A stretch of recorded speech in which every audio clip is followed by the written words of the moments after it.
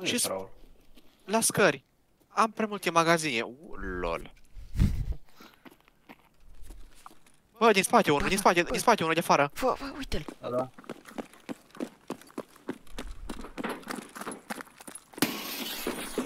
Bă, da, trage. Smorât? Nu. După el. S-a pus aici. Uite-l.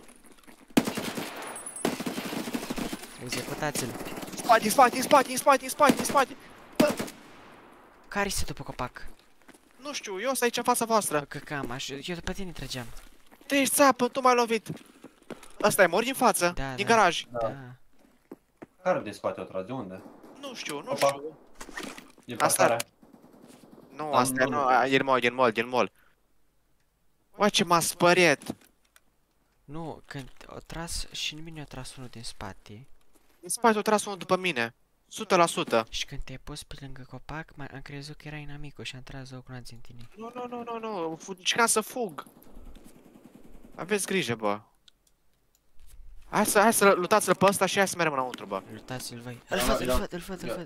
Mă omoară. Unde? După vanul ăla albastru. Aici în parcare. Bă, dați-mi După? cover, dați-mi Da. cover. Ha. Eu era să mor. Bă, dă puș. Bă, eu sunt! Dă-mi bandaj. Am eu, vine la mine, ia saleva. Vai. Ai de pula mea, Oh, direct în ficate am tras, scuze. ia saleva, dă-i. Bă, lutați-l pe ăsta și hai să fugim de aici, că nu-i schemă ce facem. Nu mai joc. Mai e după ver,